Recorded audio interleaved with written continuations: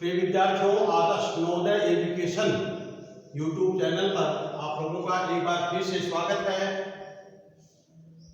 आज हम आप लोगों को बताएंगे जीन स्थानांतरण की विधियों के बारे में। तो सबसे पहले देखिए, जीन स्थानांतरण है क्या चीज? जीन स्थानांतरण कहते किसको है? तो अभी तक जो आपने अध्ययन किया है उसमें हमने आपको बताया था कि जेनेटिक इंजीनियरिंग में किसी जीन विशेष का उत्पाद प्राप्त किया जाता है। तो किसी जीन विशेष का उत्पाद प्राप्त करने के लिए उस जीन को निकाला जाता है और फिर उसको वाहक के साथ जोड़ करके पुनर्योगित डीएनए बना लिया जाता है। फिर इस पुनर्योगित डीएनए को किसी कोशिका में स्थानांतरित कर दिया जाता है।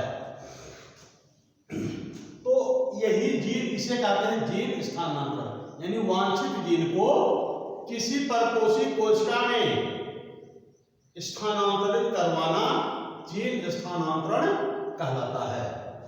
तो जीन, अब देखिए, अगर जो किसी कोशिका में कोई बाहरी जीन को स्थानांतरित करा दिया जाए, किसी दूसरे जीव के जीन को स्थानांतरित करा दिया जाए, तो वह कोशिका जो है वो पराजीवी कोशिका कहलाएगी। कौन सी कोशिका? पराजीवी, पराजीवी कोशिका।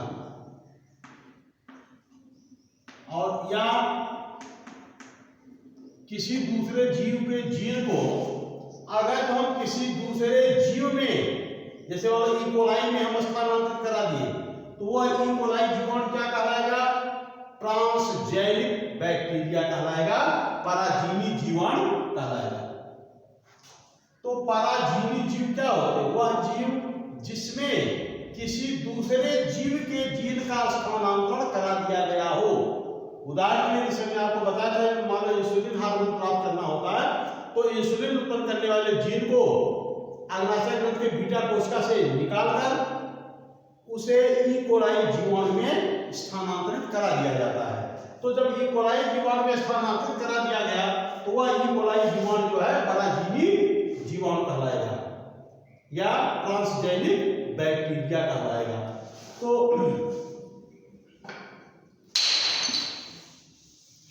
जीन स्थानांतरित कराने की जो विधियां हैं, मुख्य रूप से दो विधियां हैं। जीन स्थानांतरण की प्रमुख विधियां कौन कौन सी हैं?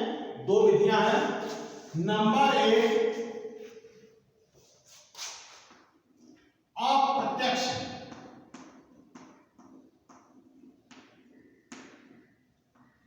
नंबर एक अप्रत्यक्ष या वाहक अणु मध्यस्थ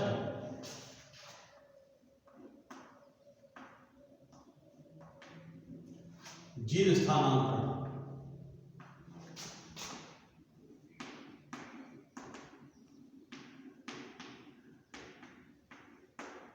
पहला है अप्रत्यक्ष या वाहक अणु मध्यस्थ जीन स्थानांतरण और दूसरा है प्रत्यक्ष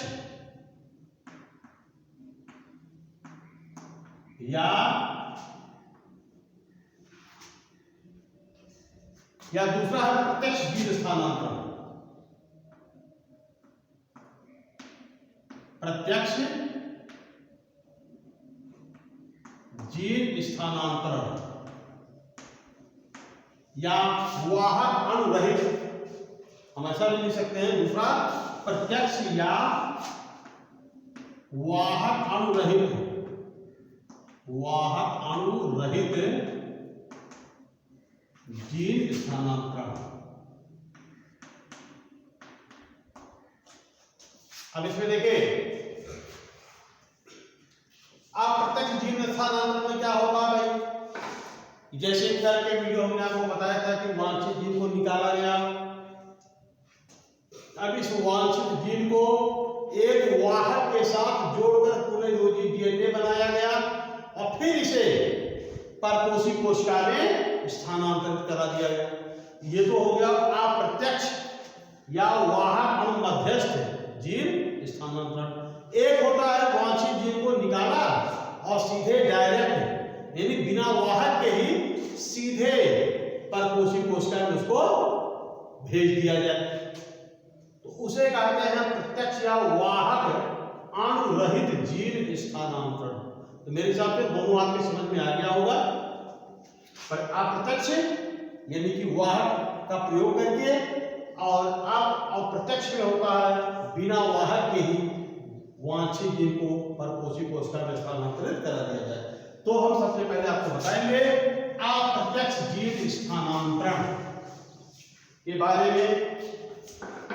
तो परिभाषा लिखेंगे अप्रत्यक्ष जीन स्थानांतरण किसे कहेंगे, यानी जब वांछित जीन को वाहक अणु के साथ जोड़कर फिर उसे किसी कोशिका में स्थानांतरित कराया जाता है तो इसे अप्रत्यक्ष जीन स्थानांतरण कहते हैं। वापस सुन लीजिए, जब वांछित जीन को किसी वाहक के साथ जोड़कर फिर उसे परपोषी कोशिका में स्थानांतरित किया जाता है तो इसे अप्रत्यक्ष या वाहक अणु मध्यस्थ जीन स्थानांतरण कहते हैं। अब इसमें जो है वांछित जीन की लंबाई के अकॉर्डिंग वाहक के रूप में अलग अलग डीएनए संरचनाओं का उपयोग किया जाता है। जैसे मान लीजिए कि वांछित जीन अगर जो 5 से 10 केबी 5 से 10 केबीपी किलो बेस पेयर लंबा है तो इसके लिए सीधे प्लाज्मिड का उपयोग कर दिया जाता है। अगर तो वांछित जीन की लंबाई इससे अधिक है तो इसके लिए प्लाज्मिड का उपयोग कर लिया जाता है, और अगर उससे भी बड़ा है तो प्लास्मिड का उपयोग कर लिया जाता है। उससे भी बड़ा है तो आर्टिफिशियल गुणसूत्र यानी कृत्रिम गुणसूत्र का उपयोग किया जाता है।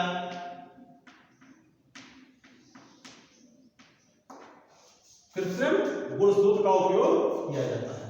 तो आपकी जो 12th क्लास में जो एग्रीकल्चर बायोलॉजी का जो लेसन है, चूंकि वो प्लांट से रिलेटेड है, इसलिए हम पौधों में अप्रत्यक्ष जीन स्थानांतरण के बारे में हम अध्ययन करेंगे। यहाँ पर पौधों में अप्रत्यक्ष जीन स्थानांतरण के बारे में अध्ययन करेंगे हम। तो देखिए भाई, पौधों में जीन स्थानांतरण के लिए प्रायः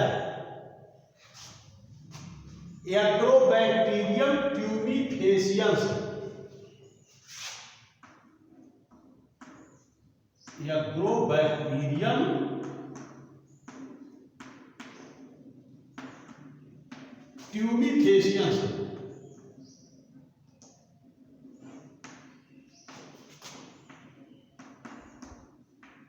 जीवाणु के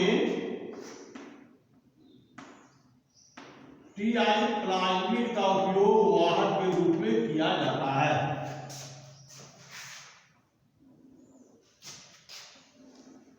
पौधों में जीन स्थानांतरण के लिए एग्रोबैक्टीरियम ट्यूबिफेसियंस जीवाणु के टीआई प्लाज्मिड का उपयोग वाहक के रूप में किया जाता है। तो सबसे देखिए एग्रोबैक्टीरियम ट्यूबिफेसियंस है क्या? एग्रोबैक्टीरियम ट्यूबिफेसियंस यह मृदा में पाए जाने वाला ग्राम निगेटिव जीवाणु है। ग्राम निगेटिव जीवाणु, ग्राम पॉजिटिव जीवाणु के बारे में आगे के लेसन में आप लोगों को हम बताएंगे। वैसे सामान्य रूप से आप जान लीजिए ग्राम निगेटिव और ग्राम पॉजिटिव बैक्टीरिया होते क्या है। ग्राम नाम के वैज्ञानिक थे, उन्होंने एक क्रिस्टल वायलेट का एक डाई बनाया। डाई का मतलब जैसे बालों को रंगने के लिए डाई का उपयोग करते हैं, ऐसे क्रिस्टल वायलेट का उन्होंने एक डाई यानी रंजक बनाया। उस रंजक से इन्होंने कुछ जीवाणुओं को अभिरंजित कर दिया। अभिरंजित माने रंग देना। यानी ग्राम नाम के वैज्ञानिक ने क्रिस्टल वायलेट का डाई बनाया और उस डाई से इन्होंने कुछ जीवाणुओं को अभिरंजित कर दिया। सभी जीवाणु बैगनी रंग के दिखाई देने लगे। अब इसके बाद इन्होंने क्या किया, उन जीवाणुओं को पहले डिस्टिल्ड वाटर से धुला, फिर उसके बाद एथाइल अल्कोहल से धुला, फिर डिस्टिल्ड वाटर से धुल दिया।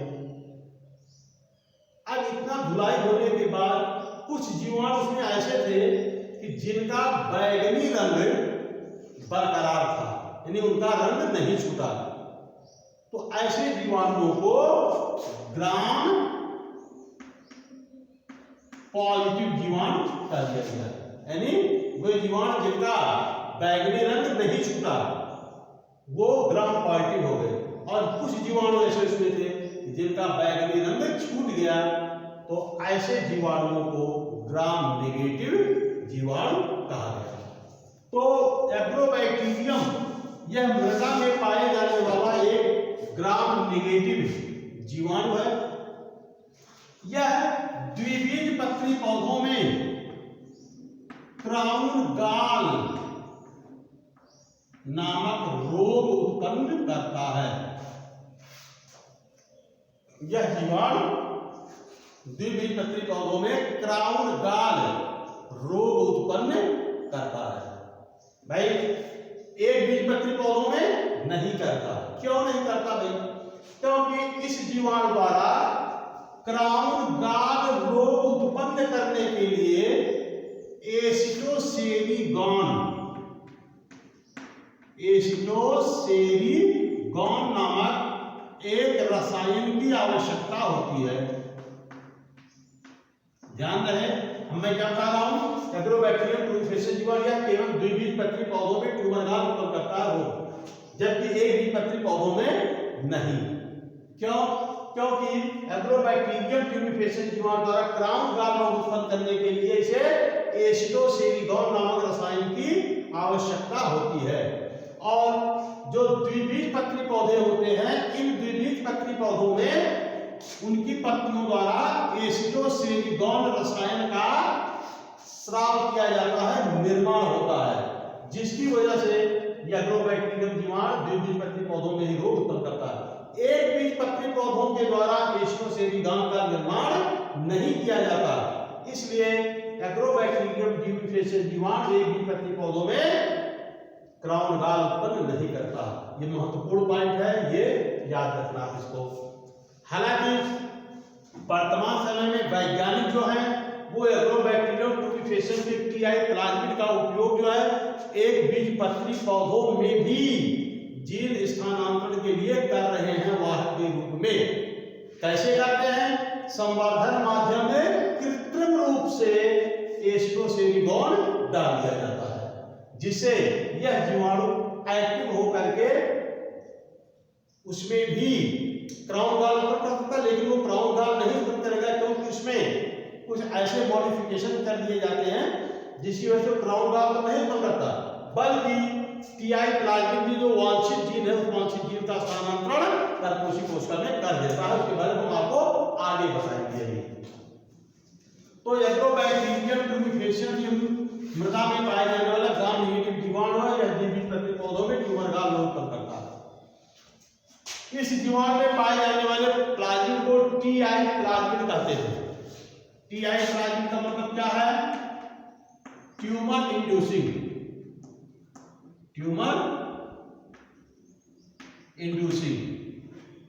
यानी ट्यूमर को प्रेरित करने वाला प्लाज्मिड।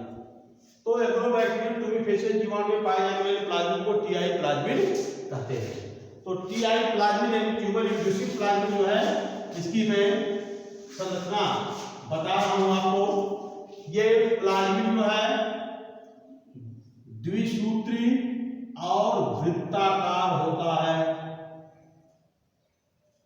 द्विसूत्री और वृत्ताकार प्लाज्मिड होता है।